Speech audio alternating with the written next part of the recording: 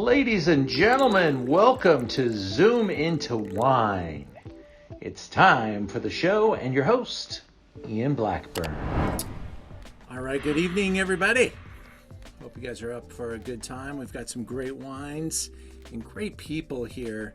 I want to just start it right off by thanking all the vintners for being so organized and so together. And that's not always easy. We just went through harvest, and we got things happening in the wineries. And Stars of Merlot really pulled this together quite quickly and made this easy on my team. And we had a very large trade audience today. We have a nice, large consumer audience tonight. It's going to be a really fun evening of great wine, and we'll get right into it right now. Just a little reminder to our vintners. We do ask that you stay fairly concise. We are on a time schedule. There are 7 wineries tonight. So if we get a little long-winded, it will suffer on some of our later appearances. So be sensitive to that, and let's get rocking. Get your wine glass out, and here we go.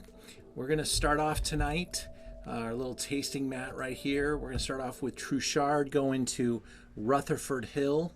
Then we'll head into Sonoma for some St. Francis, Napa with Duckhorn, CV Wine 5, Ariata, and then Sullivan Wine 7. And here we are with our first guest, Anthony Truchard. How are you, Anthony? Can you see me and hear me this time? Now I can.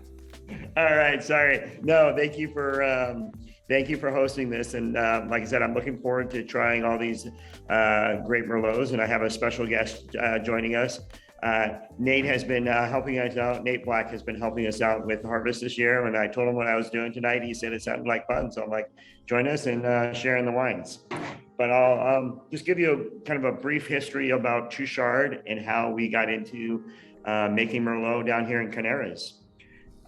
My father, back in the early 70s, had come from Texas and was looking at property in Napa as kind of an investment, and started looking at property up in Rutherford and Oakville. And even back in the early 70s, this was 73, land up valley was quite expensive, especially from a farmer from Texas. So he started looking in the southern portions of the valley and found a beautiful 20 acres in 1973 and decided, to buy it. A lot of people said, maybe a little too cool down in Canaris with all these clay soils. There's not a lot of aquifers, not a lot of groundwater. But my father kind of took a risk, and he bought 20 acres. And everybody told him you should plant Chardonnay and Pinot Noir because those ripen early, and Canaris is about 5 to 10 degrees cooler than the rest of Napa. So my dad took their advice, but he really loved Cabernet, and that's mostly what he knew about Napa Valley wine was Cabernet. So he's like, if I'm going to buy a property in Napa, I'm going to plant Cabernet. And a lot of people said, well, I don't know if they'll fully ripen down there. So you may want to plant some Merlot and Cabernet Franc as well to kind of make a Bordeaux blend because, they ripen a little earlier than Cabernet. So we planted about 5 acres of Merlot back in 1974.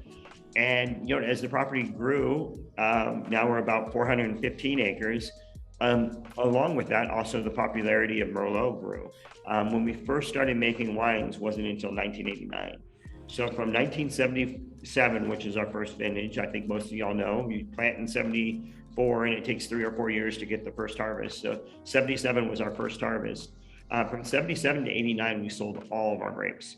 And we sold a lot of Merlot over those years to Shaper, to Duckhorn, to Frog's Leap, Whitehall Lane, Maryvale, quite a few others as well. And then in 1989, we decided to start making our own wine. And so in the mid 80s, we started working with a gentleman, Michael Havens, who owned Havens Wine Cellars, who was very known for, I think I would kind of always credit Dan Duckhorn and Michael Havens as the people in the 80s that really saw Merlot as a single standalone variety and started really focusing on that. And he didn't even make a Cabernet. And when he came to make our wines, that was one of the things he wanted to focus on. So our first vintage in 1989 was Chardonnay, Pinot Noir, Cabernet Sauvignon, and Merlot. Over the years, we found that, Canaris being really close to the bay. We're about 6-7 miles off the San Pablo Bay. So we get that cool climate and those clay soils. We found that it's been like an amazing place for Merlot. I mean, a lot of people think of Canaries and all they think about is Chardonnay and Pinot. But I can tell you, talking to a lot of our neighbors, there's quite a bit of Merlot out here. For us, it's our third most ranking variety. We have about 30 acres of Merlot on the property. And why we think Canaries here's a little video overlooking the property. You can kind of see the rolling hills. We're the last vineyard in Carneros as you kind of transition into Mount Meter. But why we think this area is really kind of special and unique for Merlot is with that cool climate, we might not get that ripeness and opulence that you get up in Rutherford or Oakville, but the Merlot retains a lot of acidity and a lot of really kind of nice tannins to it. And then because of our original winemaker, he was always a big proponent of what we like to call right bank blends of, Pomerol, Saint-Emilion style Merlots. And so our Merlot, which we'll be tasting, has about 20 to 25% Cabernet Franc blended in each year. And that Cabernet Franc always gives it some great aromatics. So the barn that you just saw, that was the original property of where we planted those Merlot, and we still have, and we still harvest vines from that original vintage. So this 2019 Merlot that we're going to have has some vines that were planted back in 74. So you have close to 47-year-old vines now. So this is the winery. You can see the cave entrance. That's where Nate and I are sitting right behind those doors with the barrels in the background. And then this photo right now is one of our highest hilltops in Carneros, and we're looking south towards the bay. If you can kind of look and you can see a little bit of that fog line towards the background of the picture. But in the foreground, this is actually taken from, you want to go back one more, Ian? I'm sorry. Yep. Yeah, if you, those vines in the front are actually all of our Merlot right there. And then to the left of that reservoir, that's a lot of our Cabernet Franc vines that we blend in with the Merlot. Cool. And then here's another shot of the winery that is an old barn that we converted back in 1989. The barn was originally built in the early 1900s, so definitely refurbished it and all and turned it into a winery. So let's talk a little bit about the wine you have in the glass, and I got to pour myself some too. This morning at the trade tasting, I was good, but now that it's dark outside and Nate and I will be back a little. So Ian, we only did get one sample of wine, so I don't know if you sent one for the trade, but we got one, but we're happy with what we got. So thank you. All right. Did you get the consumer kit or the trade kit? Because we got the trade kit. Okay. Well, the I know. So we're sad we don't get to try the CB ones tonight, but we'll have to buy them all. The 2019 Merlot, because if you look at closely at the jar, it says 18 on the jar. On my jar it does, but we were originally going to be showing the 18 and we moved into the 19. You released it basically for this event. Yeah, as you can see in the tasting notes, the release date is December 1st, which has not yet come. So you guys are getting a little bit of a preview of this vintage. We don't make a lot of Merlot. We make about 700 to 800 cases each year. We sell a lot of Merlot to other wineries. And with, what was I going to say? So one of the kind of winemaking practices that the winemaker does with this, and Nate can probably tell you better because he's working side by side, but we do kind of an extended maceration, and not to get an intensity out of the wine, but post-fermentation, the winemaker likes to let it sit on the skins for up to 2 to 3 weeks post-fermentation and kind of let those skins break down into the wine. And so I think most of y'all know is that a lot of the flavor comes from the skins, but after a certain point, when they start breaking down, they polymerize the tannins, which is just kind of a fancy word for causing the tannins to connect. So instead of getting all these like short astringent chains of tannins, you get these kind of long velvety ones that kind of smooth it out. Because down here in Canaries, our Merlots can actually be quite tannic. We do Cabernet as well as Petit Verdot, and often the Merlot is one of the more tannic varieties on our property. So to help kind of tame those tannins, we do an extended maceration, and then we actually keep it in barrel for about 20 months, and that helps soften it as well. And as I mentioned earlier, this vintage has about 25% Cabernet Franc. So that gives it this kind of nice kind of violet, a little bit of sage, herbal, aromatic, which I love. Yeah, thank you for that. And I'd love to get both your romantic notions of what is going on in the glass, because you're our first Merlot tonight. I really want to set the stage. You're going to be amazed at how wonderful the quality is throughout this tasting, but each producer has a little different plot in where they're working, a little different scope into what they're trying to do. So bringing all that forward into the glass, these all have such a wonderful character to them, and they're each slightly different, but Merlot is just such a really wonderfully enjoyable, accessible. And what are you smelling in your Merlot tonight? Yeah, well, I always get a little bit more perfume flavor that you kind of get from that Cabernet Franc. I always get, our Cabernet has a lot more darker fruits. For our Merlot, I kind of get a little bit more raspberry, red fruits, like cherry. I heard you say sage or red sage. I liked that note, and I really like that Carneros character. I get a little bit of that citrus peel kind of accent to it. Mm-hmm. I love the dynamic and the fact that this is a 2019. Yeah, this is a baby. We were hesitant about sending it, but we didn't have any 18, so we were like, well, at 19 it is what it is. We've noticed a big shift in the last probably 4 to 5 years of, we had taken out some of the Merlot over the years as it had kind of waned in 2005 to maybe 2010. And now we have a waiting list of people wanting to buy Merlot as grapes. A lot of wineries here in Napa are looking to buy more Merlot from us. And so we have a waiting list for grapes, and the wine, it tends to be one of our earliest grapes to sell out, bottled wines to sell out every year. Again, we don't make a lot, but, it's something that, we've been doing since our first plantings and our first vintages. So we're always been, in the Merlot game, and, continue to make it. And this honestly is also one of our wines that ages the best. Everybody thinks of, Cabernets, and our Cabernet does age, but we can open Merlots that are, 25, 30 years old, and they're still tasting amazing, which I think is, a great sign for Canaris Merlot.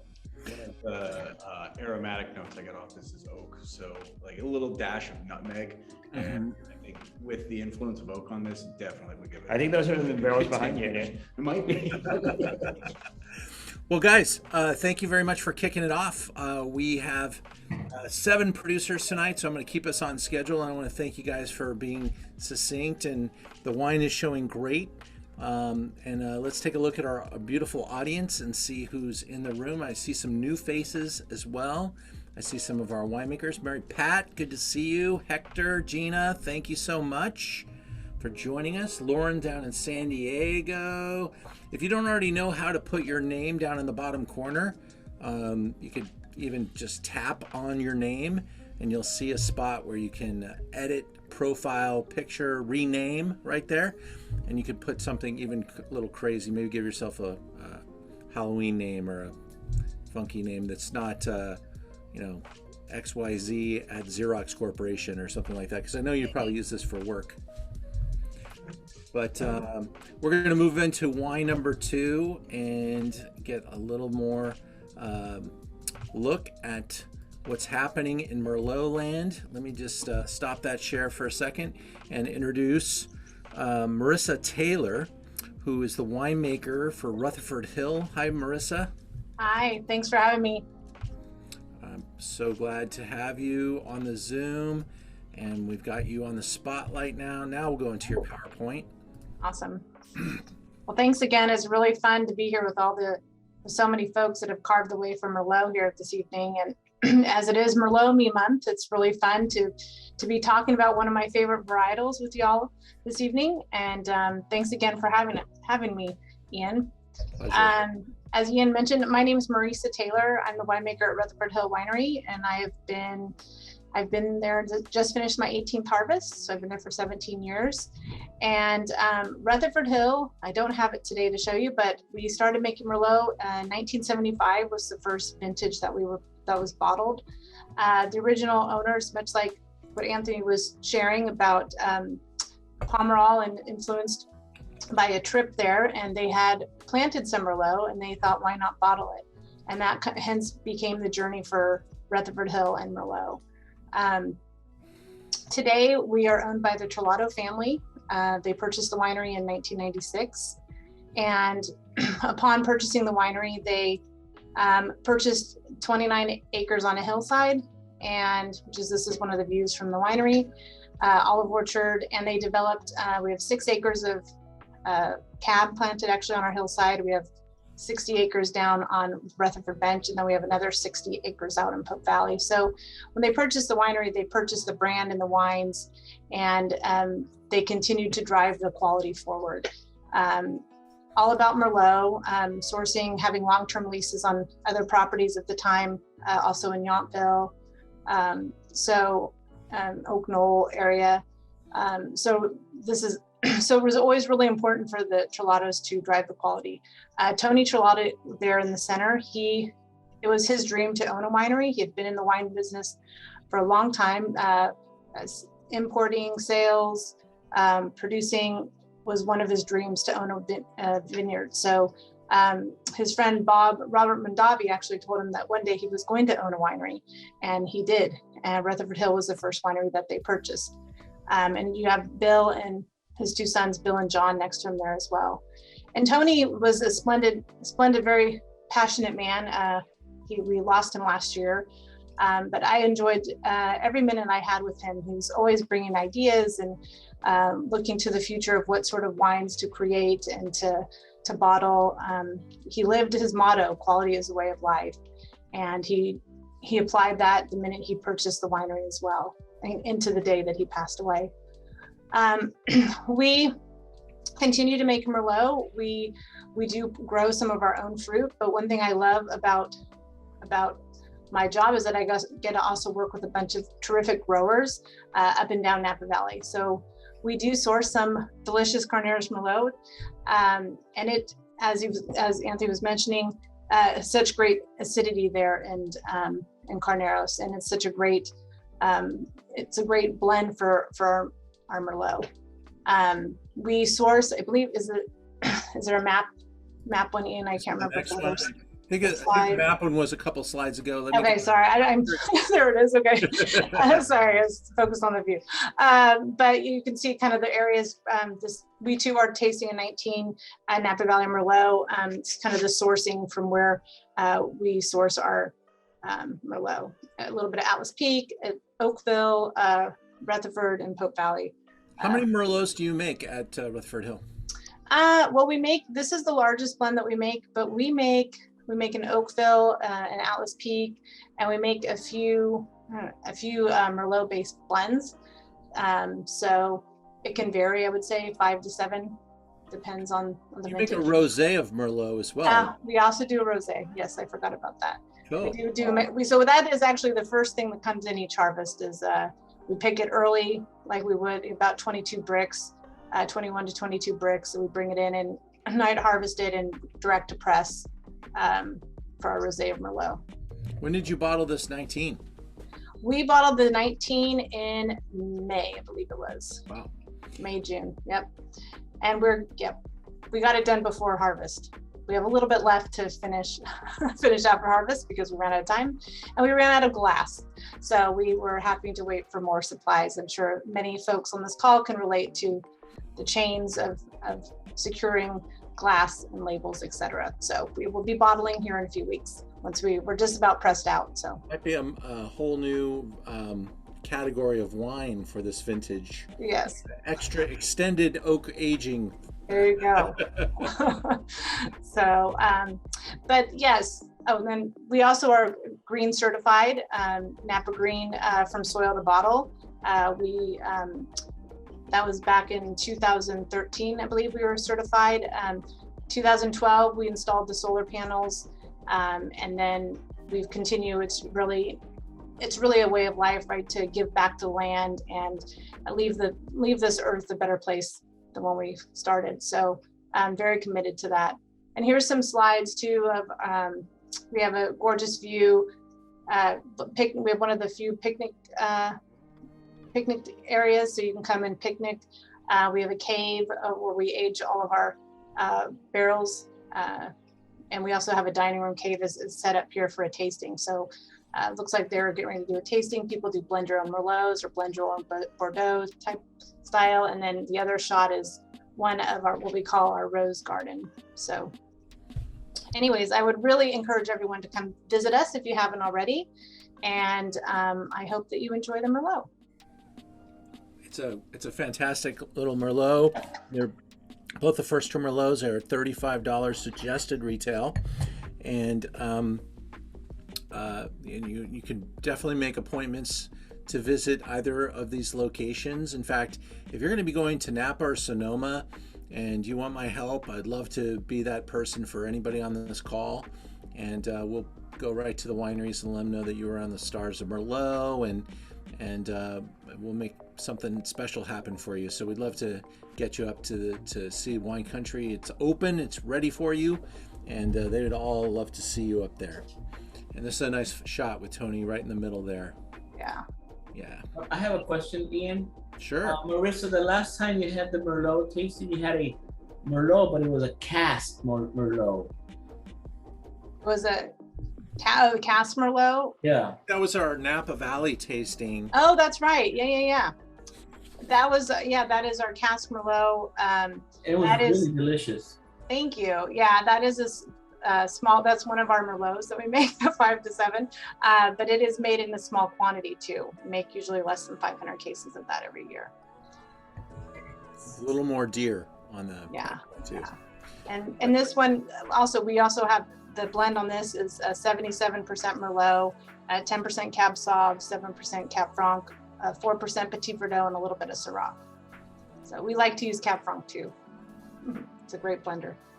Well, thank you very much for this another great rendition, and I think you're going to see that they all have that common thread, but they're each going to have a unique aspect based on where the winery sits, where their vineyards are held, and some of the philosophical differences that come into their production. So 17 years as winemaker, Marissa, and 2 Zooms today. You get a break. Thank you. Well, cheers. Thank you. Thank you, and great job. Appreciate you being here. We're going to go now to Sonoma and hang out in Sonoma Valley. Looks like we've got, is it Katie? Katie's going to join us tonight, or Chris? It's Chris. We have Chris Luton on the call. There you go. All right, Chris. Good to see you, man. Yeah, likewise. Let me spotlight you. Thank you. I've worked with Katie for many years, so I thought it said the winemaker, and you are the Merlot winemaker. Yeah. I'll jump into a little bit of our, winemaking team, but yeah. So I'm responsible for Merlot, Cab, Sauv Blanc, your classic Bordeaux varieties for St. Francis. And that voice from above was Michael Marietta. Good to have you here, Michael. Thanks for overseeing. He's the co-brand. Thanks for having me again. All right. Well, I'm going to get you into our slideshow. And here we go. And, all right. And here we are at St. Francis. Michael, what we didn't mention to the trade, and I want to just start off, like right before the pandemic, your winery was voted on, what is the app that you use to make reservations? Open Table? Yeah. Open Table. #1 winery visitation in Sonoma. So they do a really good job with service and food, and they have some amazing events and stuff like that. So I'm sure that's still opening back up, but a really top visitation site for Sonoma County.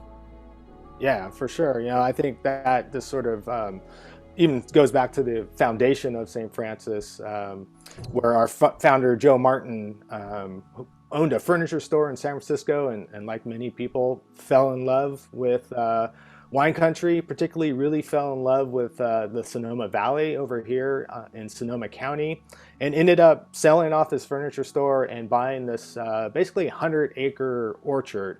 And he too, we've heard already several people mention about, this love of Bordeaux, obviously the right bank and Merlot being this amazing variety. And Joe is the same way, totally enamored with it, knew like that's what he wanted to grow if he could. So here in Sonoma Valley, he found that, and back in 1971, he established the vineyard itself. Wasn't a winery right at the beginning, just went in, wanted to grow grapes, and started off with Chardonnay and Merlot. What is now called the Beeler Vineyards. The two pictures over there on the side, the top one obviously a tasting room, but we have very few pictures of these early days of the winery. This is one of the only ones we do have of Joe Martin and the Beeler family member. His name was Lou Beeler, actually helped build the winery when they decided to build one. So it's a great picture of just the beginning days. Obviously, like we know, we put vines in the ground, they take a few years to produce, and so as he was growing and then selling fruit, really got hit by the winemaking bug, and in 1979 jumped into producing our own wine, and named it after our brand name. St. Francis is after St. Francis of Assisi. Joe Martin just felt that was appropriate. It's what he believed in, celebrating earth, celebrating animals, ecology, and that sort of just transcends 50 years to today, when we still celebrate Joe's original thoughts, being sustainable. Since 2013, we've been a sustainable winery, and all our vineyards are. And from that one Beeler vineyard that you saw, we've now grown to 4 vineyards. We're farming roughly 450 acres of vines now throughout Sonoma County. And so that, we're starting with Merlot and Chardonnay, but have grown into all the other great varieties that we can find out over here in Sonoma County, including, Pinot Noir, obviously being a very important grape variety, Cabernet, and all the great places it grows in Sonoma. And so we're now just, further wanting to really showcase the diversity and the really unique climate and soils that we have here in Sonoma. And it's a very large territory. Sometimes looking at these maps, you can't really put context to it. But I think we're up to 18 individual growing regions. The blue boxes with the yellow stars, those are our estate vineyards, starting with Beeler Vineyard down close towards the San Pablo Bay, which is now, if you go north a little bit to the blue box that says Wild Oak, that's just a few miles up the Highway 12 from the original vineyard. This is where the production winery is also, and this is where our visitor center and that food experience that you had mentioned is done. And then we also have 2 estate vineyards out in Russian River, Lago Marcino, which is kind of nestled up in the crux of Chalk Hill on Alexander Valley. And then sort of a little bit further west of that newest vineyard that is actually just in development right now, called Rio Este. And so that is our core, but working with a great amount of growers throughout the county to really have fun with varieties that aren't just from our state, but from smaller appellations around. This is the winemaking team and wine growing team. Obviously, it's not one person who gets all this done throughout the year, so that's obviously me. In the middle is the aforementioned Katie Madigan. Like I said, I've been here since 2013. She just celebrated her 20th harvest, Katie with us, and so she, we joke, I mean, literally, she was a kid when she started and has this really risen to be basically my partner in crime. She focuses more on our Chardonnay, Zinfandel programs, Pinot Noir programs, but working together, we craft all our wines. And then the handsome gentleman next to her is Jake Terrell, and he is our Director of Vineyard Operations. He joined not too far after I did, but obviously we don't get to enjoy any of this great wine if we don't have someone great growing it for us.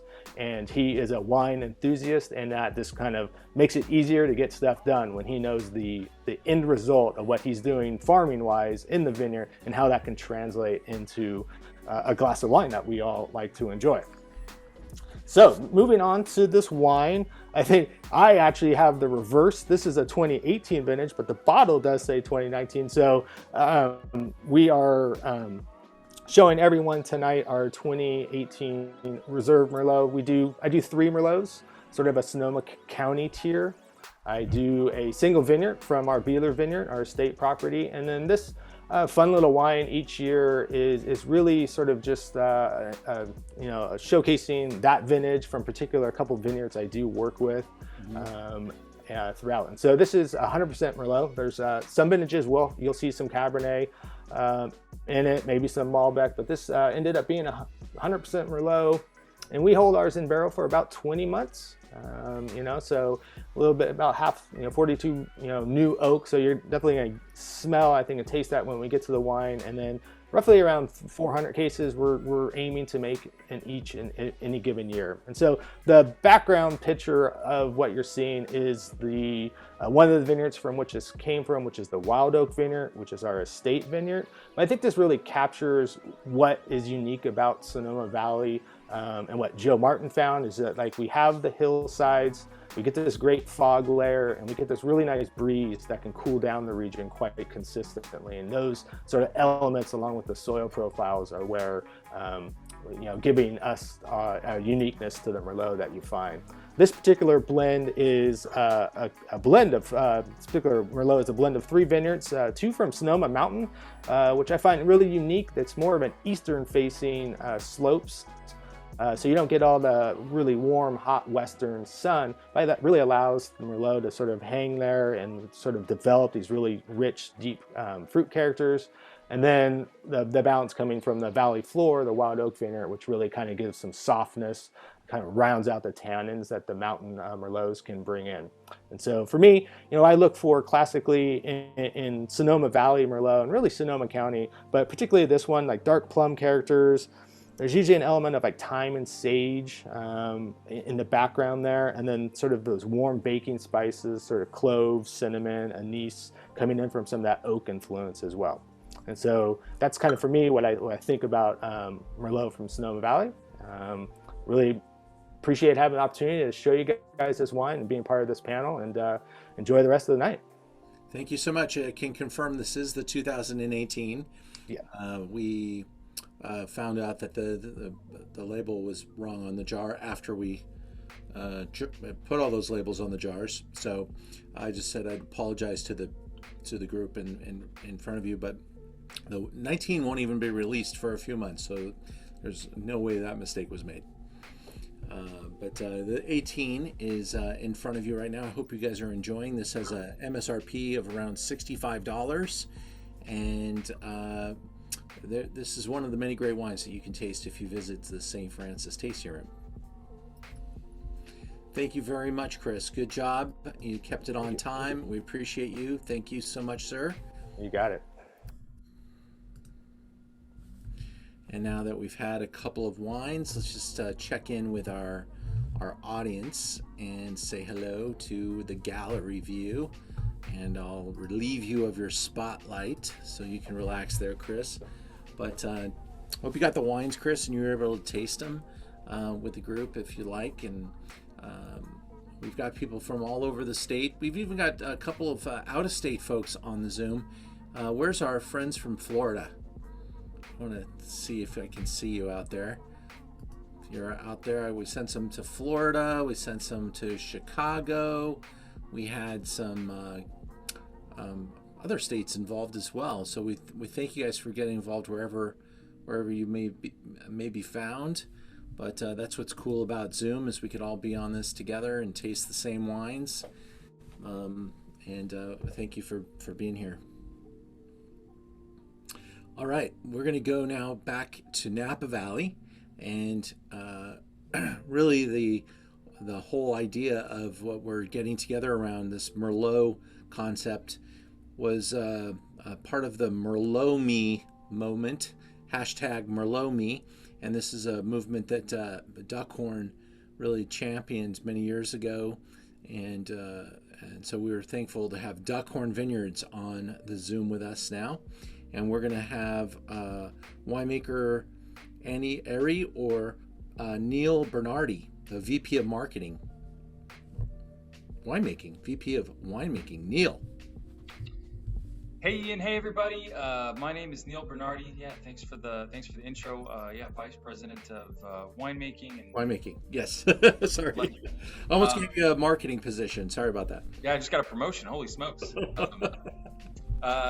been with Duckhorn for more than 15 years, and have really been. It's been an incredible few years in our history. We've been around since 1976, and it's so gratifying to see all of you out there focusing on this fantastic variety, Merlot, which is so beautiful and can make so many great wines. A couple of interesting facts. I mean, there's an interesting trend in all of our stories, whether it's Marissa or Anthony or St. Francis and Chris, is that in the late 70s, it was very clear that this kind of second, third wave of post-prohibition winemaking pioneers really felt like there was something behind Merlot. And Dan and Margaret, our founders, were no exception. They came to Napa Valley in the late 60s and saw what was happening, and clearly there was something going on, and all of this was really, I think, sparked in many ways, whether before or after the Jacobin of Paris, when the great wines of France were pitted against those in the New World, in California specifically, and in California wine, and that really, I think, skyrocketed the amount of interest and excitement around California wines. And I think that it's no wonder that at that moment in time in Napa Valley and Sonoma County and California in general, there was this incredible explosion in interest. But Merlot is one of those great varieties, as we've seen, that can really express itself beautifully in many different places. It's one of the most planted varieties in the world. I think I have to look at the metrics today, but it's probably, I think, around second place in terms of planted acres to Cabernet Sauvignon. And it can also be really successful in relatively warm climates in general, but it has a very has a broader range than, say, Cabernet Sauvignon, which requires a bit more heat. But we can see that all the way from Carneros, and as Anthony was saying, some of the most beautiful Merlots I've ever tried come from that cooler part of the Napa Valley and Sonoma County, and all the way up to obviously Sonoma Valley, even up to our warmest vineyard, the Three Palms Vineyard, is up in Calistoga, one of the warmest parts of kind of coastal North Coast. So it has this incredible range of expression, and it has this. I think what attracted Dan and Margaret in the late 70s was. And of course, going back to that same story of a trip to San Emilio and a trip to Pomerol, which really inspired them to see how beautiful the wine made from Merlot could be. And they're plush, they're intrinsically delicious with this kind of cocoa powder and plum and exotic sage spices. I love the green elements of Merlot as well, that bring it such complexity and grace. And I think that's really what intrinsically attracted Dan and Margaret to making Merlot in those early days. And so their first vintage was 1978. Sounds like the same, a little bit after Rutherford Hill and a little bit after St. Francis. But they started with 800 cases of Merlot from the Three Palms Vineyard in Calistoga. And to this day, we purchased the vineyard in 2015, but it's been an important part of our portfolio ever since, as, like I said, one of the warmest climates for Merlot in Napa Valley. And it's been an interesting process over the last, over the years since, the late 70s. Merlot has obviously had its ups and downs. It was achieved great fame and was able to be produced on a broader scale by many producers in California, and it's seen its competition too, obviously, with Pinot Noir and Cabernet Sauvignon surging and taking some market share from it. But I think that intrinsically, especially if we're focusing on it like we are today, all of us are ambassadors for Merlot to be delicious and to be appreciated by wine consumers all around. So there's Dan, our wonderful founder, with his lovely wife Margaret. Totally wonderful people and larger than life. And there is Alex Ryan, our CEO. He's been with the company for over 32 years. He always jokes around about how he has only received one paycheck or a paycheck from one company his entire life. And it's true. He was hired after after college and impressed Dan, who's one of Dan's son's friends, and impressed him with how he picked rocks out of the vineyard. So he got a job, and now he's CEO. Obviously, a long storied career since then. But yeah, I think Ian, we could probably go through this because this is kind of talk through this. But these are. But before we do though, you can see all of the estate vineyards that we have in Napa Valley. And one thing I think about this wine as you taste it, we're having the 2018 Duckhorn Vineyards Napa Valley Merlot. This wine really represents the whole of Napa Valley. It represents a broad range of both our estate vineyards and growers that we've been working with for years and years. And what I love about this wine is that it really does, because of its breadth in blending and its breadth in sourcing, all the way from stout in the Angwin Hills and on Howell Mountain, all the way down to Carneros. We do have this incredible range and are able to express kind of the Napa Valley in one bottling, and that's really exciting. Our winemaker Renee Airy, maybe next slide, Ian. Sure. Find her in there. There she is. Okay, so I am just a pale shadow of representing Renee Airy. She is hard at work at Harvest. I think Chris can appreciate that, and as can Jim and Marisa. But she is our fourth winemaker, so we have incredible longevity of winemakers throughout our time in the valley, and she has been with the company for a long time. And she has really studied our wines and our practices, and does such an incredible job of working with each of those 200 lots in any given year of Merlot and Cabernet Sauvignon to blend a fantastic vintage year in, year out. And one of the added values of having this incredible breadth of wines from across Napa Valley is consistency. And I think it's something that's important to note. I think we can, just for sake of time, we could probably skip this one. Okay. I think it's really important to note that many of the folks that have spoken tonight have talked about blending, and you can see that this wine is a blend too.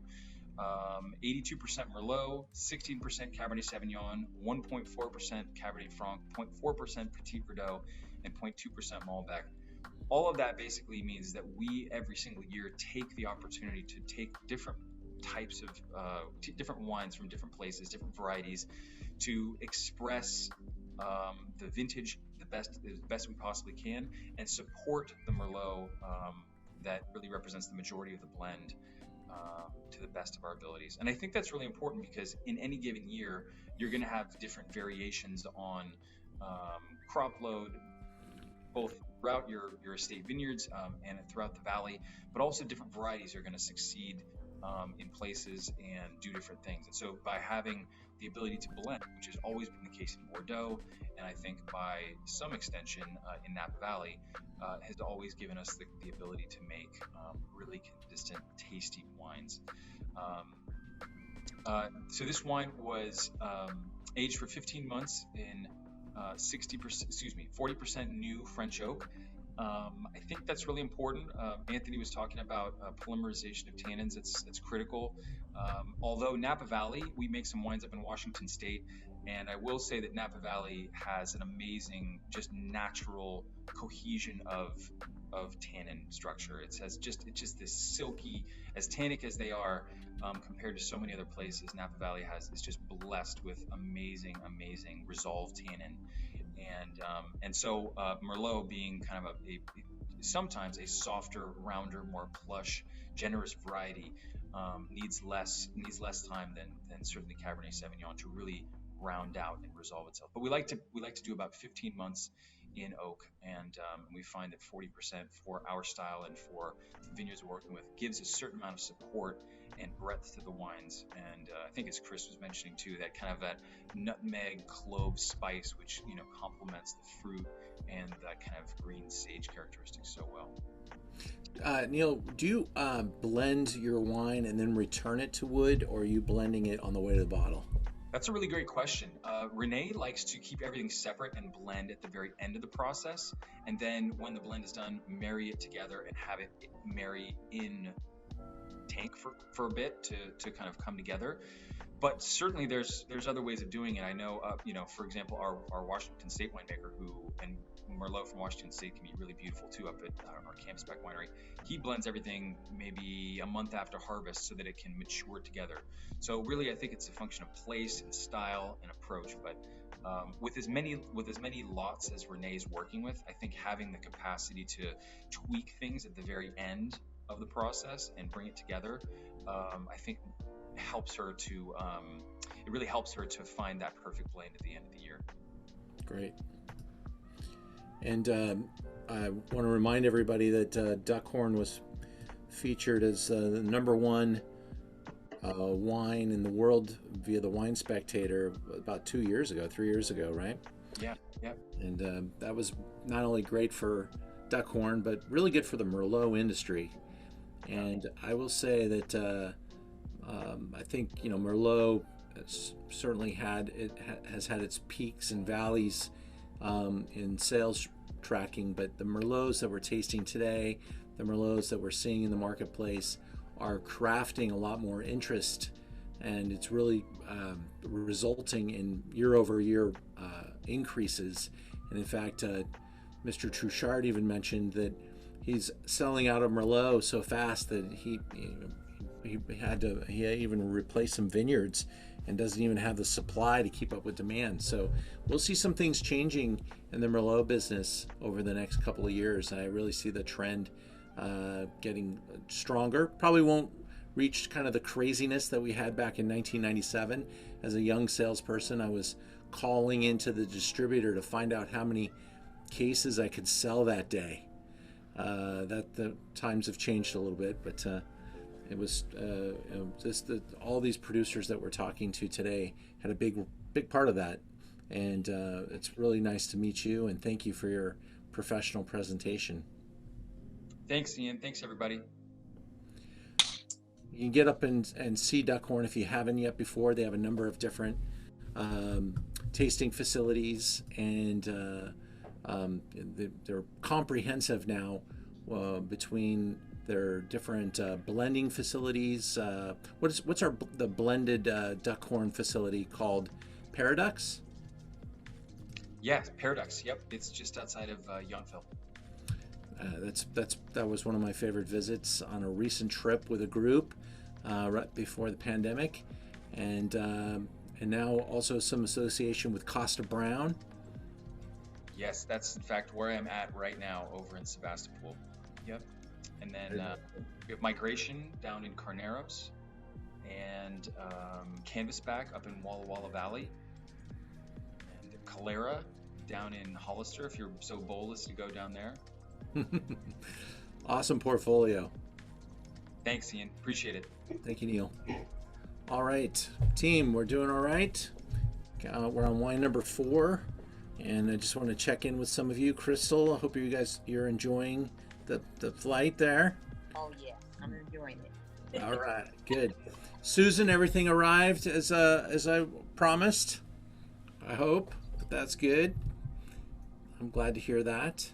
Sue Green, I hope you're doing well. Good to see you. Mary Pat, are you tasting with us tonight? Yes, sir. All right. Are you shooting right now, or are you? Is that an actual background? No, that's my Hawaii trip. Cool. How's Amazing Race doing? We just finally finished our COVID version, so after 18 months of being shut down, so that's a good sign. Right. Well, great. Kelsey, I see you guys sitting out there. How are you guys? Are you drinking along with us tonight? Yes, we are. Yes, thank you. All right. And where did I find you? That's our daughter's name. So we're trying to figure out how to change it. And we're like, damn kids. Anyway. Just click on the name and drop that down, and then you'll see it at the very bottom. Or just be Kelsey for a while, like most of us. All right. Well, let's keep the rhythm rolling. We're going to go and visit CV Vineyards, and we've got a couple of winemakers involved here. Jim Dwayne is the winemaker who's going to be speaking tonight with us, and also involved in the project is Philippe Melka. Jim, I see you on the Zoom. How are you, buddy? Ian, thank you. I'm great. How are you? Outstanding. Thank you so much for joining us. We're really happy to have you guys here. Our team worked feverishly over the last couple of days to get out a record number of kits between the trade. We had unbelievable demand from the trade. It was a very, very large group, and our sales for tonight's event, the group that we have is about 40, which is nice and large for us, and we really thank you for being here. I have been tasting your wines for many, many years, and I don't know that everybody on this Zoom has had that same privilege, but really a benchmark Napa producer, and I'm so happy you could join us. Thank you, Ian. I appreciate the kind words. We had set up to start with Sarah. Can we give Sarah the camera and the mic? And she's going to give a little background on TV. And then Sarah DeVore? Yes, that's me. Hello, everyone. Hello. Let's do that. Thank you. All right. Let me see. I'm going to add that. There we go. Now I got both of you. Thank you. Well, my name is Sarah, and I do all of the sales and marketing at CV, along with a few others there. But I'm going to kind of go through the history of the property and the family background, and then give it to Jim to talk about our wines and winemaking practices. So that's a good team effort. Thank you. Yeah. Here we go. All righty. Let me get my screen all set up. Okay. So if we can go to the next slide, shows a picture of our barn, which has a couple. Let's scoop by it. There we go. Sometimes it doesn't. There we go. Jumps Perfect. Okay, so CV, we are nestled in the south-facing hillsides of Con Valley in St. Helena. And the CV family has been farming this property for over 40 years. However, the story of the property does date back to the 1800s. Vineyard was first planted by the Franco-Swiss Farming Company. The CVs did not acquire this property until a century later in 1979. And they began to revive the original vineyards and converted the old stone building that you see in that picture, which was a dairy barn, into the small winery where we now make our wines, and we also host our visitors there. So if you won't mind going to the next slide. All right, so I think we skipped one, or maybe we're missing one, but we had a picture of Bill and Mary CV. They are our founders. There they are. There they are. All right, perfect. So there's Bill and Mary CV. They are our founders, and they have since passed away, but they left on our second generation of 5 children to run the winery today. And those kids are really respecting the land and what their parents wanted the winery and the wines to be produced like. So they are considered visionaries by Robert Parker for their efforts in replanting these rugged hillsides. But Bill and Mary strongly believed in the preservation of the land and to enable it to live on for generations. So they planted the 40 acres of vines. Roughly the total property is 200 acres, mainly to Cabernet, but we do also have the Merlot, Petit Verdot, and Chardonnay. And each year since 1990, which was our first vintage, we've produced roughly around 4,000 cases from small, thick-skinned berries with outstanding tannins from soils that are shallow and very rocky. And then next, there we go. So these are some pictures of our cute animals that we do have on the property. As you can see, we have some goats, chickens, the cute cows. So impacting everything from the recycled content of our paper products to our winemaking and farming practices. Our goal at CV goes beyond simply organic. So we are working towards sustainability in all facets of the business. We do this by continuing to invest in green technologies such as solar power, composting, as well as vermiculture.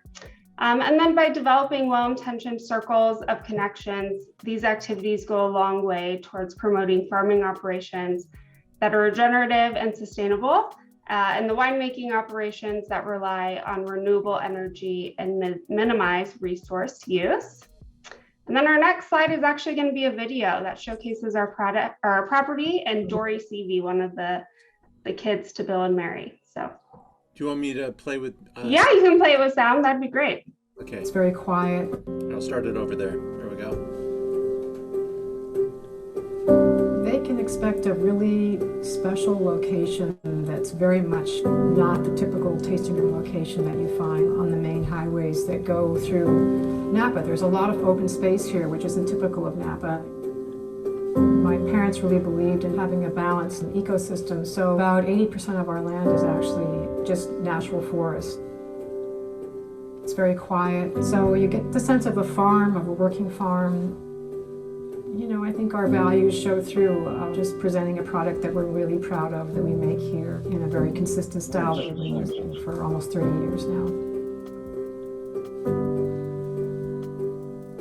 CV really harkens back to the old Napa Valley in the sense that this is a small family-run winery. Now my parents have died. The second generation, which I represent, now running the business, and third generation, including one of my daughters, has already been participating in helping us with branding and other projects. So we're really proud of that. It was my parents' mission from the beginning to make a Napa Cabernet in a Bordeaux style that would lie down and improve with age. So that aging mission is something that's been always really integral to CV. And what's interesting is it's not a common mission in today's Napa Valley. The vast majority of the wines are made to be enjoyed in a relatively short time frame. So our grapes are really well suited to this aging mission because they have thick skins, very concentrated flavors, and we use a winemaking style that slowly extracts the color, the flavor, the texture, and really build a wine that will improve with time. Perfect. Did Thank that you. Was that supposed to end like that? Because I don't think I touched it, but It's okay. I'm sure it's fine. You can move on. thank you. So at this point in time, I'd like to introduce, Jim, him alongside Philippe Melka, who has been with us since 1995. They have really worked well together in handcrafting the small lots of award-winning wines that we do have. Also keeping true to the sustainability, where Jim kind of spearheaded our Napa Green Land and Napa Green Winery certificates. So he is all on board with how the CVs like to run the property, and here he is.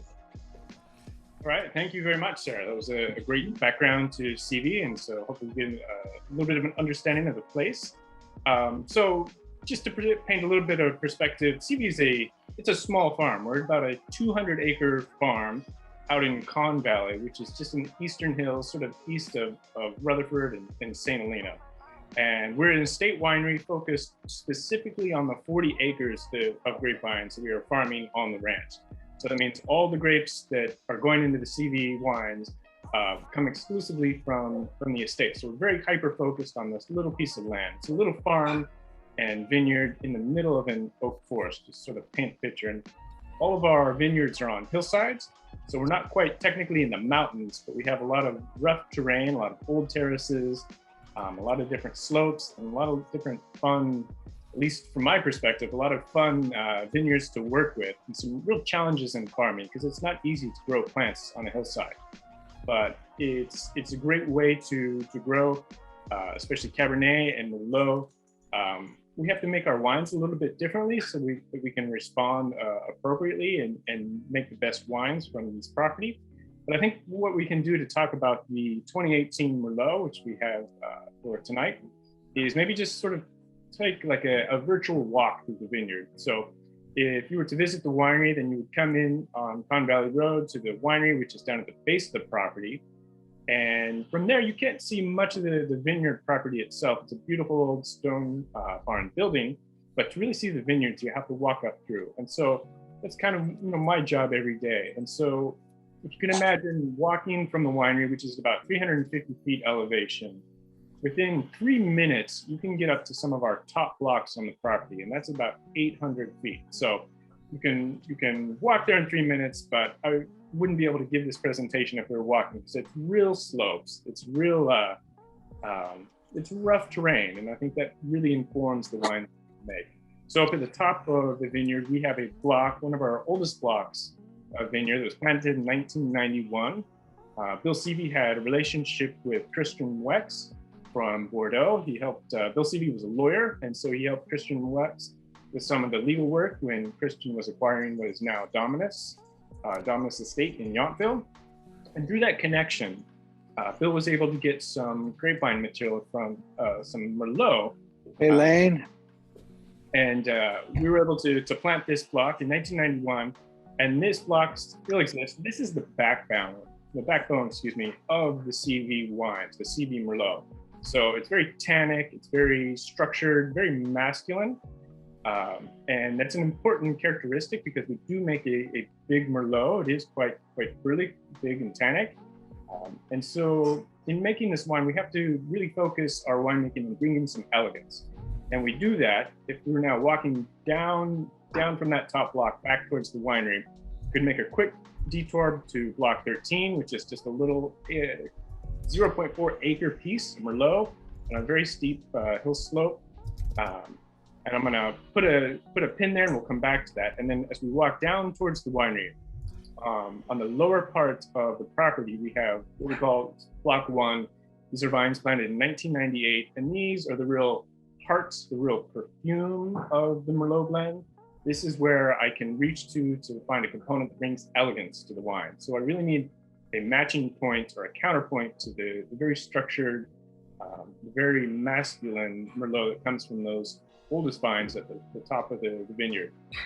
So every year I'm looking at how can I find the best proportion of those two blocks to balance the power, the raw power, and the elegance. And 2018 was a really nice, long growing season. And so we got a great opportunity to let grapes really hang out and ripen well all the way through September and into October, which is unusual. Like this year, we picked all the grapes before before Halloween. I mean, we're a couple of weeks out, which is a bit unusual.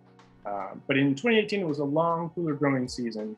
And so I balanced these two blocks with a little bit of that top note, that block I was talking about, block 13. It's a small block where I get just a lot of tea and some spice and clove notes, and it provides a real top note, a real pretty aromatic to the wine. So that's kind of it. Each year I kind of just have to evaluate what the vineyard is doing and how much we're going to pull on each of those two blocks to ultimately build a wine that's big and structured. CV's known for wines that age really well, but we need something enjoyable, something that has some elegance and prettiness to it. And so I'm very proud to share this wine with all of you, the 2018 CV Merlot. And thank you to Sarah, and thanks for everyone for listening and trying our wines. Jim, I got a question for you. Philippe Melka works with you on the wines. What does he do? Just come and like wave his hands over the wine? What does he do? Yeah, he actually floats in, and then so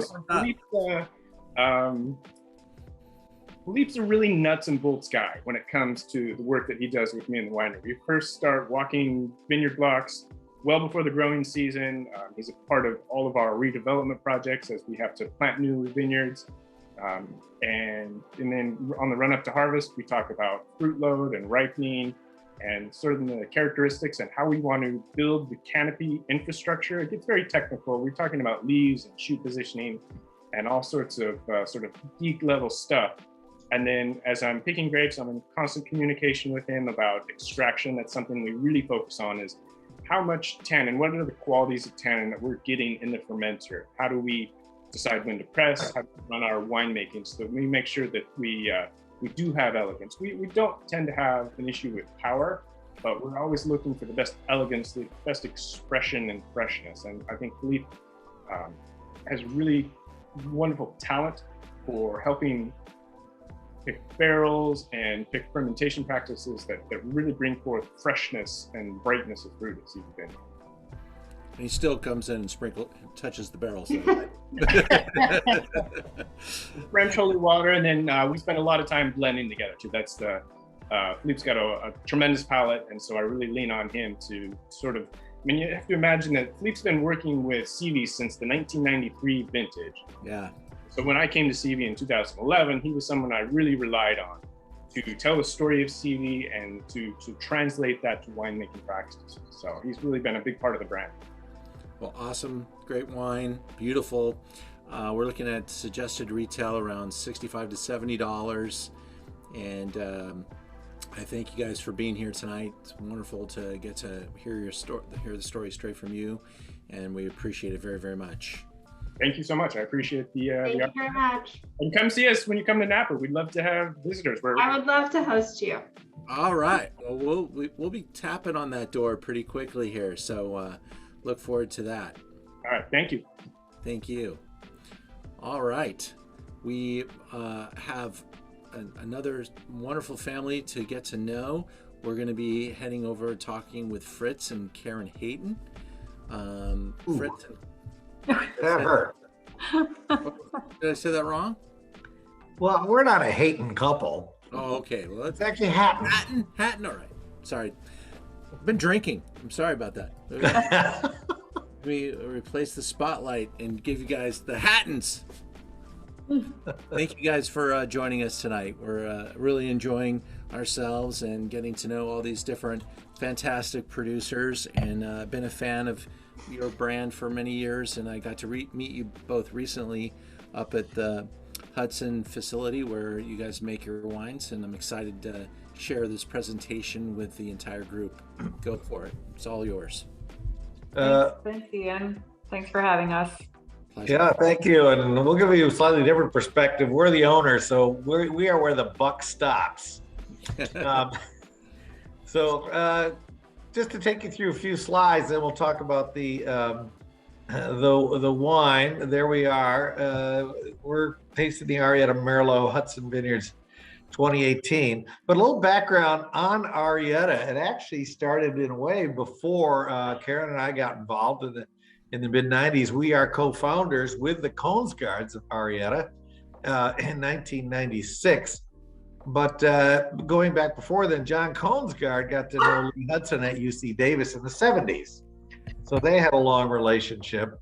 And then when we got to know the Kongsgaards through classical music, that was our shared passion. That's how we actually became very friendly. Wine was a given for us already, us on the marketing and sales side, and John, of course, on the winemaking side.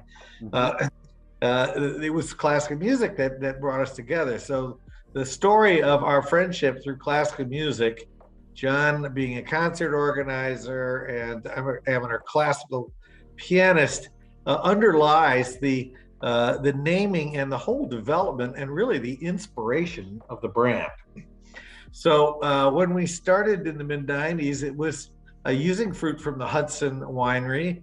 John snitched a little bit of Cabernet Franc planted by Lee Hudson, inspired by the Truchards, actually, who'd planted it earlier, and then wanted to blend it with Merlot to make a right bank style wine featuring a block of Franc with Merlot. And then after a couple of years, so that was our first wine.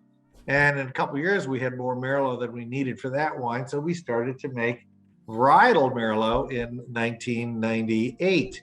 And we made it spottily since then. John Kongsgaard, of course, was the winemaker, which he was through 2005.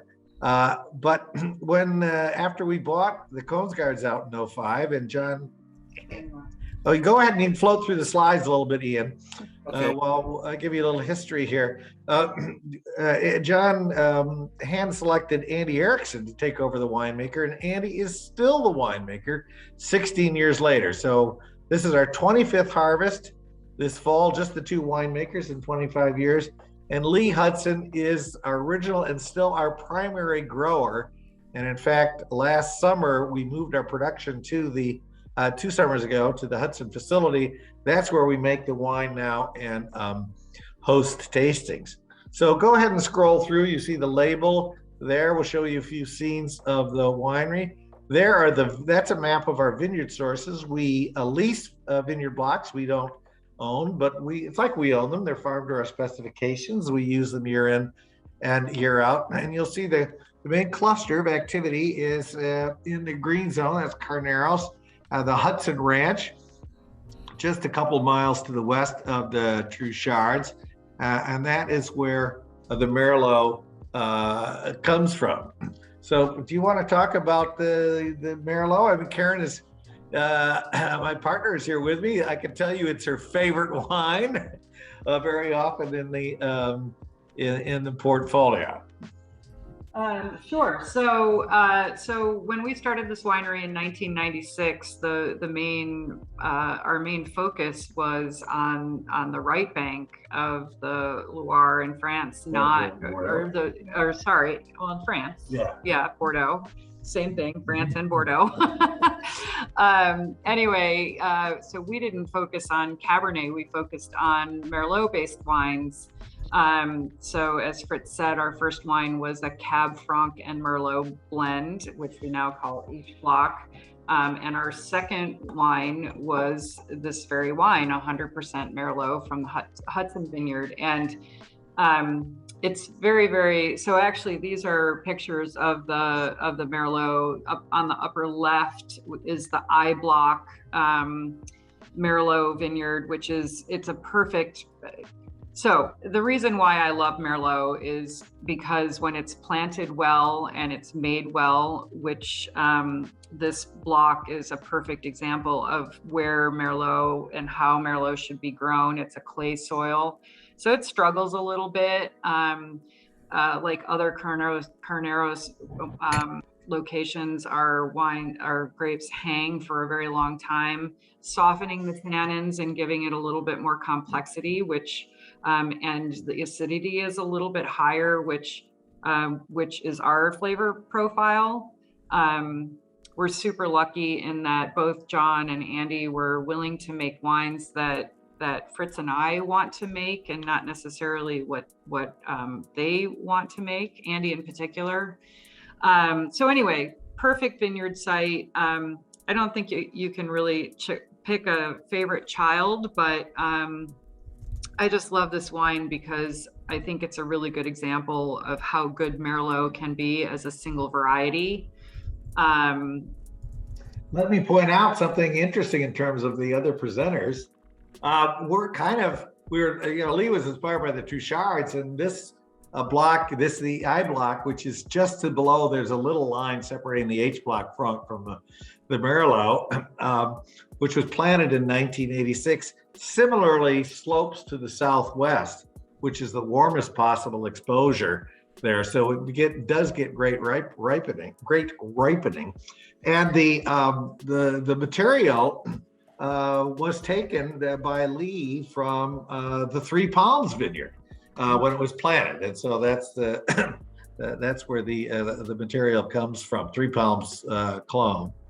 And well, there we are in the winery. We have our team there. Yeah. So as Fritz said earlier, we're producing and hosting our tastings now at Hudson Winery in Carneros.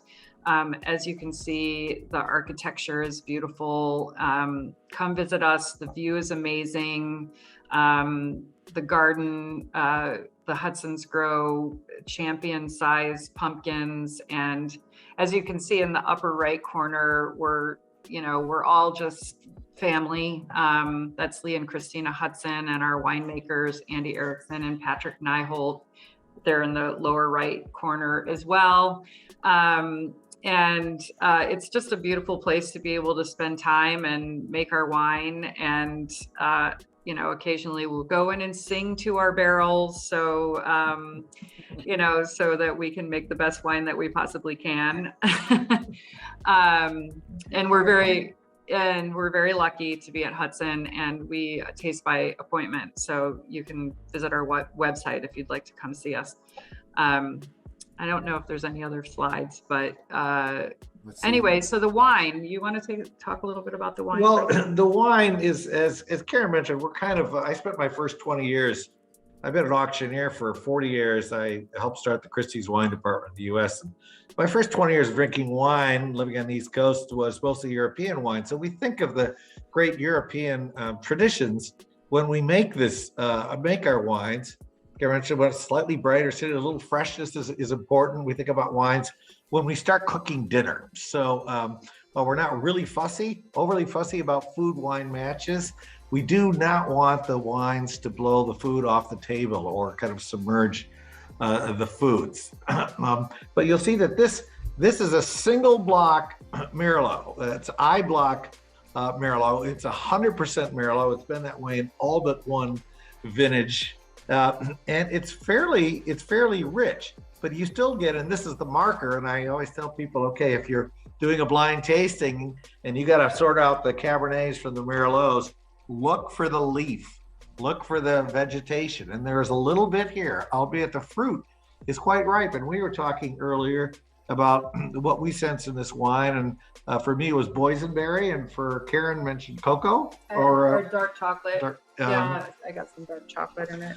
But it's quite rich as Merlot goes. But we think that in Merlot planted in the right site really on its own can be layered, it can be complex, it's complete. And so we guard about 300 cases of Merlot. We use it in the other wines for blending, but we think this site is so special that we save about 300 cases for 100% Merlot. So we sell obviously a lot of this direct. We welcome people to come and you can see by these photos we have fun. I mean, there's Andy Erickson upper left. That's not a gun, that's a hose. He's pointing at it. I think I just said something rather outrageous. The crush pad. So there he is, Patrick, who's so super organized guy as our assistant winemaker. You see us blending lower right. That happens to be our white one, blending on our at the table where we are presenting from in our living room. So here in St. Helena. But of course, the Hudson Winery's down in Carneros. You see upper right. That's the crush pad. A wonderful new winery. So please come and visit. Of course, by appointment. And we hope you come and support Merlot as we do, and all our fella presenters tonight. Well, thank you guys very, very much.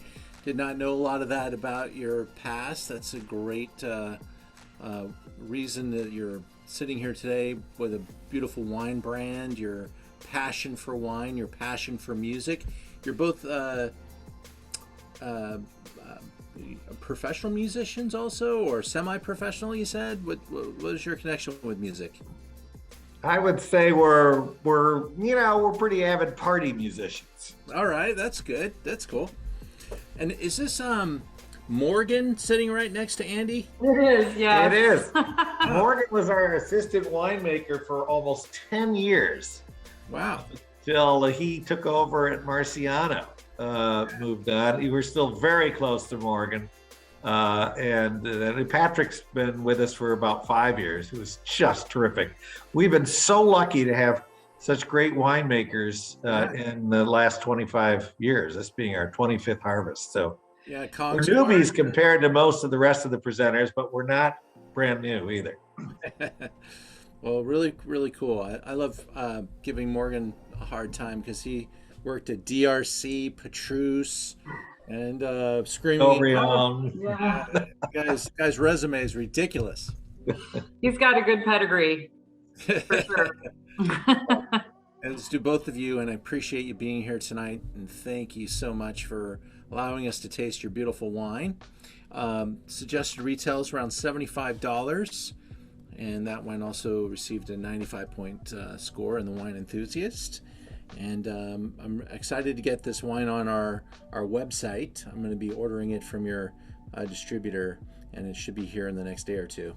Great. Great. Thank you so much, Ian. This has been really fun, and it's been really great to see the other wineries and hear about their stories. And it's been a really great experience. Thank you. Yeah, and a learning experience for me too. So thank you. Really great. I'm so happy you guys can enjoy it. Thank you very much. And we have had a lot. Evening session. Yeah. Lunch session. There you go. Oh, here. Sorry, here's the evening session. Good job. Good job. All right. Well, see, even wine owners can still enjoy a little bit of wine and some good company, and it's great to have them here. And does anybody have any questions for any of our panelists before we move into our last but not least Sullivan family estate? I have a general question, Ian. Go for it, Hector. Some of the wineries have a descriptive of reserve. Is that just based on the quantity that they've made in regards to cask, or a special blend that you feel is above and beyond the call of duty? There's no legal definition for the term reserve in California anyway, but I think in the examples that we're looking at tonight, like with St. Francis, it's about more distinguished estate vineyards and creating a wine that represents their reserve style. Is our winemaker still with us from St. Francis? I'm not sure. Yeah, Ian, you've summed it up perfectly. Just smaller lot production, and yeah, it could be a hot topic item, but the term itself, but something that we hold back, not make a lot of, really showcase special small lots that we have each year. There you go. Now, some brands can choose to abuse that word and make everything a reserve, and then maybe make a even more special reserve on top of that. But the word reserve has no legal definition in the state of California. It does mean something special in a place like Rioja, or in Brunello de Montalcino, or in Chianti. There's different meanings in different places. But certainly to St. Francis, that's more of an elevated term for them. Thanks. And probably we can talk about that with Sullivan as well, as we have the winemaker Jeff Cole. Jeff. Yes. You've been patient. Thank you so much, sir. Last but not least. We're doing pretty good, man. 6 wineries in our Pinot tasting, or one of our recent tastings. We're in hour 45. We're at 122 tonight, so we thank everybody for letting us go just a little bit long. But last but not least is correct. We're going to head over to the Rutherford estate of Sullivan, and we're tasting the J.O. Sullivan Founders Reserve. And Jeff, let me throw in one plug too, because our good friend good friend Greg Gura could not be with us tonight. He is on tour, and his he is my link to the charity. We've been associated with TJ Martell, and when TJ Martell shut down for the pandemic, they connected us through a bunch of smaller artists, charitable 501c3s. So all the money that we raised tonight from our charity auction goes straight to Children's Hospital Los Angeles and Children's Cancer Research, where we have raised almost $750,000, and we hope to pass that $1 million mark in the not so far off future. So keep buying wine from the charity auction, because 100% of that goes to the charity. All right, Jeff, take it from here, and let's get into your beautiful PowerPoint. Yeah, let's do it. Thank you everyone for joining us. Yeah, Merlot, what a fantastic grape variety. It's something that I enjoy making every year. I think our property up in Rutherford, which as we get into the PowerPoint, we'll show, sitting at really the northern end of Rutherford and to the west, sitting on kind of the corner of the Rutherford bench, really providing us with the opportunity to make some pretty outstanding Merlots. But before I get into that, just kind of a quick rundown in terms of the history. So as with a lot of the producers on this Zoom call tonight, the Sullivans, Jim Sullivan and his wife Joanne, uprooting their family in the late 60s, early 70s, and really scouting out this, at the time, this wonderful, or this kind of this place in Northern California where these wonderful wines were coming from. And so Jim Sullivan, who was a graphic designer at the time, made some wine in his garage, had a passion for it, and heard about this place up in the Napa Valley and decided to move his family up there. And he did. And so he found this spot, just like I said, in the northern part of the Rutherford. We're off of Galeron Road, which is just an offshoot off of Highway 29 behind the old Franciscan winery. But at the time, he enlisted Andre Telechev, who was the winemaker at Bolivia Vineyards in Rutherford, to help him locate a site that was specific enough to make structured, dense, big, rich style wines. And at the time, you know, the Napa Valley was, you know, there wasn't a known variety that was thriving and doing well. Sure, Napa Cab, also Merlot, Chenin Blanc, Chardonnay, Zinfandel was kind of planted all over. And so they really wanted to find a site to showcase, you know, these Bordeaux varieties.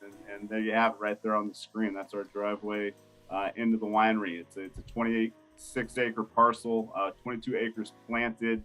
But what's cool about this site is, like I said, it's sitting on the kind of the edge of the Rutherford Bench. So the hills to the west, thousands and thousands of years ago, eroded over time and deposited this heavy gravel and sand with a little bit of clay on this specific piece of property. And you know, we're valley floor, so you think it's flat, but in reality, as you walk across the property, we're about 3 or 4 feet of elevation from our neighbors. And so, you know, that's a good thing. So yes, it's fertile because you're the valley floor, but with this really well-drained site, there still is, you know, a little bit less vigor, and the vines tend to struggle a little bit more. And from a winemaking perspective, I mean, that's phenomenal. That's what you want, right? I mean, you want the vines to struggle because they produce smaller canopies and in turn, smaller clusters and berries. And when you have smaller clusters and berries, there's just a lot more potential in those grapes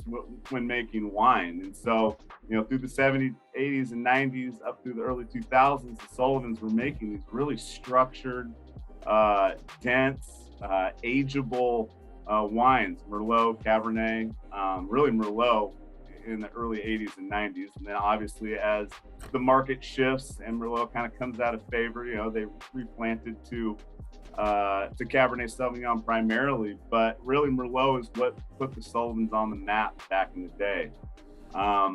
In 2018, they decided to sell the property, and the gentleman on the screen there, his name is Juan Pablo Torres Padilla. He and a small group of family members decided that they wanted to try their hand owning a vineyard, a winery, a wine brand. And so they came across the Sullivans. You know, their ideals, their philosophies on life, philosophies on business really meshed well. And they knew it was a good fit. The Sullivans felt good handing this property off to the Padilla family. And so they made that transaction right at the beginning of 2018. And really, JP, call him JP, tells me that the one wine that kind of, you know, sealed the deal, if you will, and put them over the top was the 2013 version of this. I mean, obviously 13, if you know the Napa Valley, was a, you know, once in a generation vintage. And so obviously the wines are fantastic, but really the fact that that wine, that Merlot, stood out in a crowd of Cabernet Sauvignon, because really before the purchase, they were doing their due diligence and traveling around for 2 or 3 years, tasting wines from all different sorts of, or all different appellations, and really trying to hone in on what worked for them. And so this 13 Merlot was just kind of this light going off. It's like, if we can do that on a consistent basis, then we've got something. And so in 2018, JP came on board. And I always say, I can make the best wine in the world, but if nobody knows about it, you know, it doesn't really matter, right? So not only new ownership coming in with resources, we got to get the right people in place. And so he hired Joshua Lowell, who's our general manager, who did stints at Feudo in Oakville, actually developing that brand and building that winery. Before that, he was at Peter Michael. And then right before he came to Sullivan, he was at O'Bear up in Calistoga, developing that brand and building that wine. So really a person with a lot of experience in the Valley, both on the production side and on the business side. So really a leader that'll take what the Sullivans had kind of established and really take it to the next level. In order to take it to the next level, you know, you need the right facilities to maintain consistency, and you need phenomenal vineyards and oversight when you're dealing with the grapes. And so we right away brought on Mike Wolf, who's our vineyard manager, who farms some of the the most iconic vineyards in this valley, who's been doing it for over 35 years, and who we view as the best vineyard manager, out there today. And so under his guidance, we are doing actually a redevelopment on the 26-acre estate, where we've pulled out some older Cabernet vines, and we're actually going back in with Merlot. And I say that because the Merlot we're tasting right now is from sourced fruit. We source this fruit from up in Santa Helena, off of, if you're familiar with the Santa Helena area, off of Pope Street.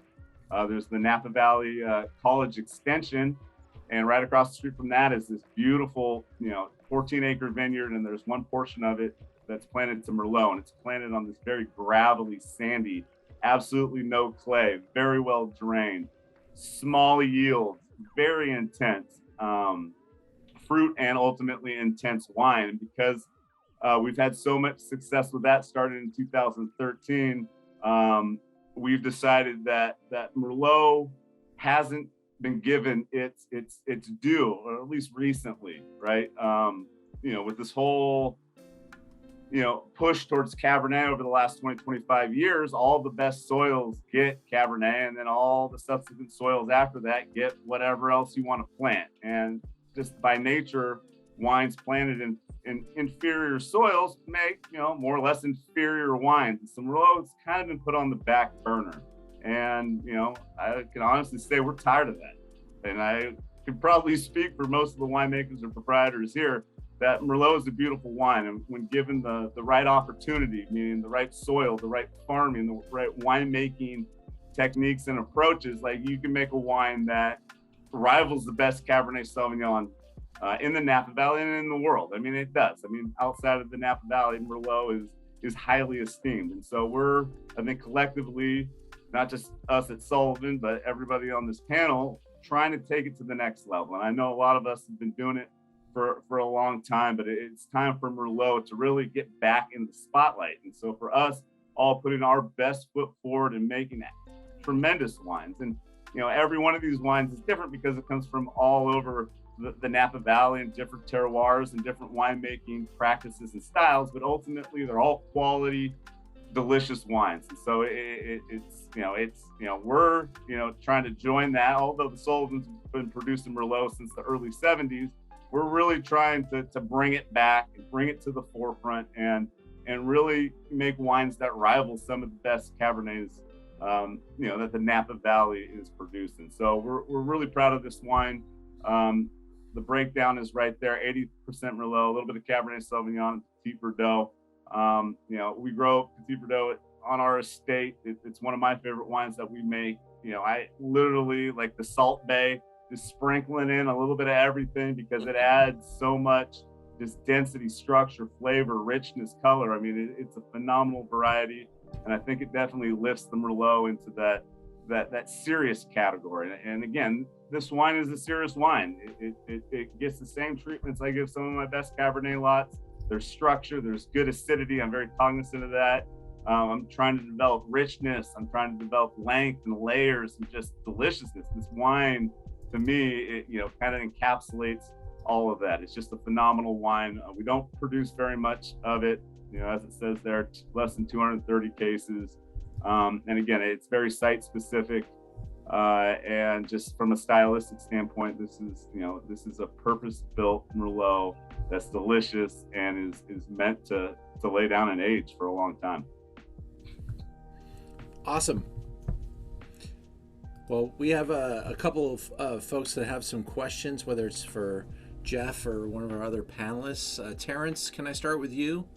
You still out there? I saw his hand go up quite a while ago. So Terrence, if you're... Thank you, Ian. Sure. Thank you. No, just a couple of comments and an observation. Back in the 80s, I was turned on to Duckhorn Cabernet, and it was only available at hotels. And I would get a call from the food and beverage director and say, "Okay, I got 2 cases in today. You can get 3 bottles of it." It was one of those events for us at the time. I think what I really appreciated about tonight's event is that we sit down and we drink a lot of different cabs, so we don't have a time to haven't had the time to really work through a group of Merlots. And what is consistent about them is that they have a certain richness to them that, I mean, I own a lot of right bank wines, but I tend to reach into my Napa a lot, in my wine refrigerator. I just think that overall this is special. And Andy Erickson, him and Ann Fabia are, as well as so many others, so rich in tradition. I wish I was a millionaire. I'd have all of these people's wines in my cellar, and I appreciate it very much. Well, thanks, Terrence. I appreciate that.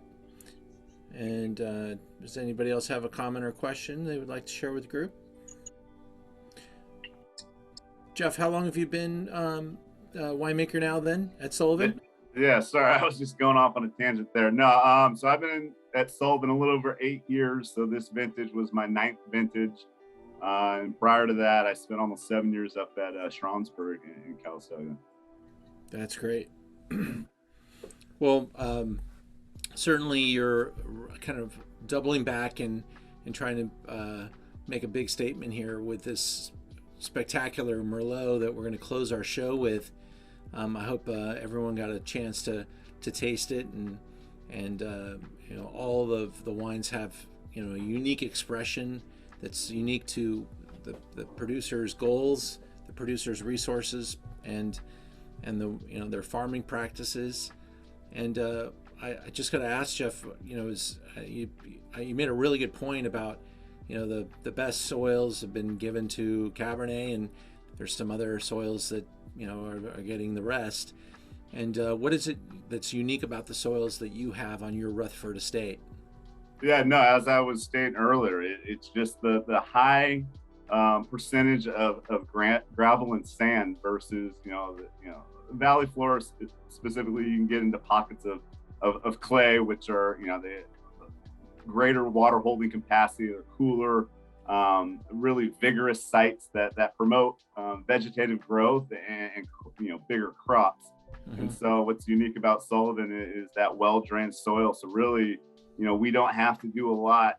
Again, valley floor, it's fertile, so there is a little bit of crop management to get the vines in balance, but overall it's pretty minimal for where we're located. And because of that, it's reduced yields, it's smaller berries.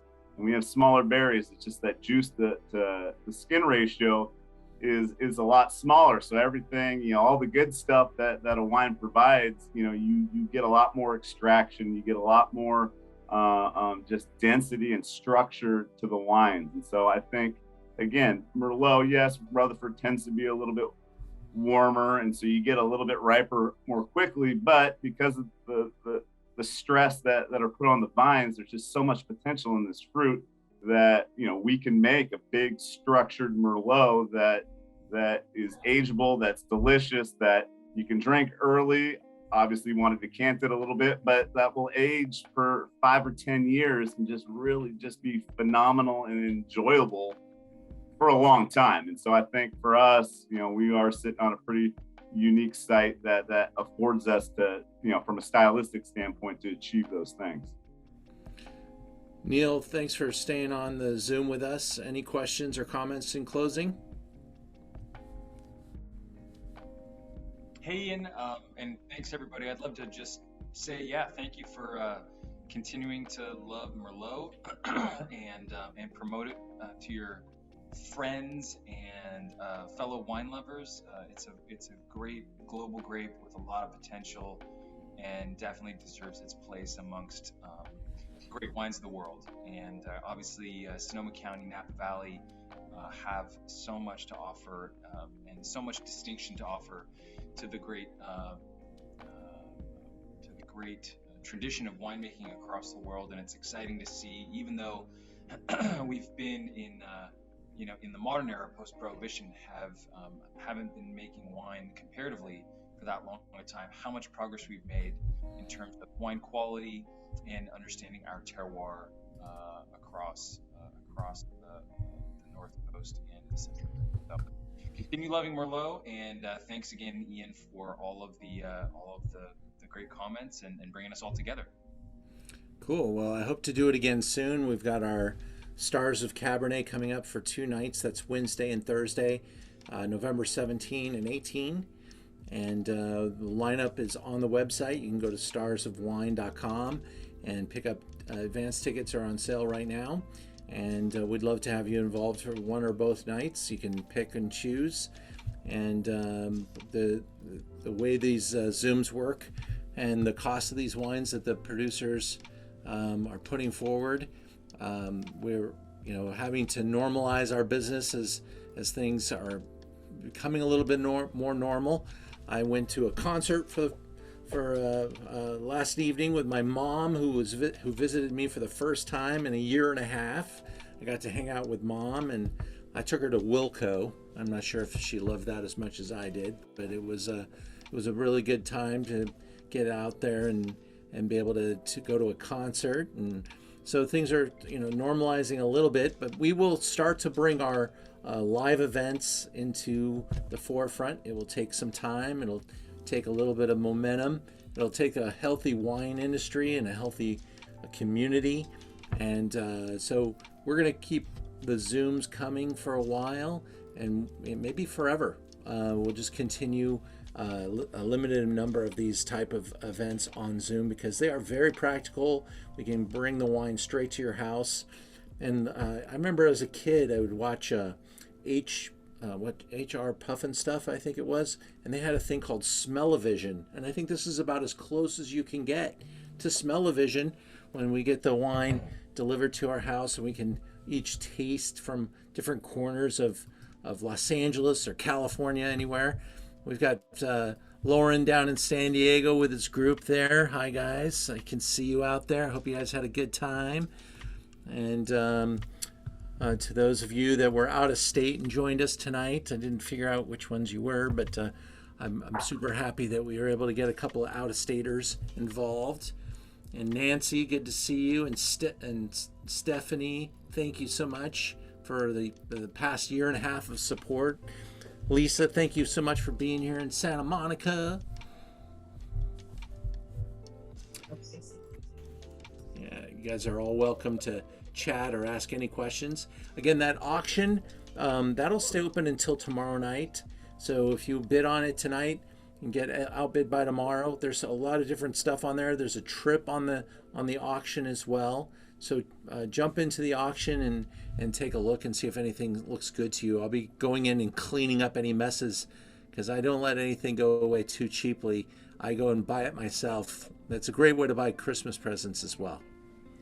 Ian, is the Truchard Merlot is a 2019, correct? Correct, yes. Okay. And that is some of these wines, all of you have probably received an email by now with a special discount code. So you can go in and buy these wines either from us or from the producer. Some of you will go straight to the website of the producer and join their mailing list and do anything you can to get involved with these folks. Again, if I can help in any way in helping you with an appointment or a tasting, but you can go to the Merchant of Wine and pick up most of these wines as well. And we want to thank the producers for being on the Zoom with us. It's been a long day for everybody, and my team busted their backs getting this all together. So I want to thank them for doing such a good job of getting it across the finish line. And the hashtag is MerlotMe. If any of you want to jump in and grab a little chance at winning, what we're going to do is give anyone that makes a post about this event with the hashtag best social media post tonight receives a complimentary tasting kit. So just use the hashtag Stars of Wine and Wine Cloud Inc. and we'll find it, and then we'll contact you and give you a complimentary tasting kit for the best social media post. Not just because you made a social media post, it has to be a good one.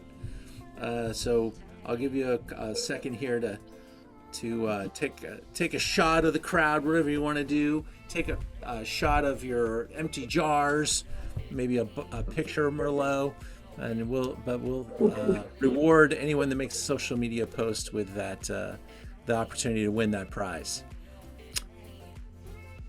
Hector, thanks for joining us tonight. You and Gina. Awesome. Always. Thank you, Ian. Awesome. Stellar lineup as usual. Yes. Thank you, and thanks to all the producers who are all still on the Zoom, and they're all in it to win it. So support them and Merlot me, everybody. Yes. Yeah. Thank you, Ian. Thank you. Thanks, Thank you. Thanks, Ian. It was great as always. Thank you.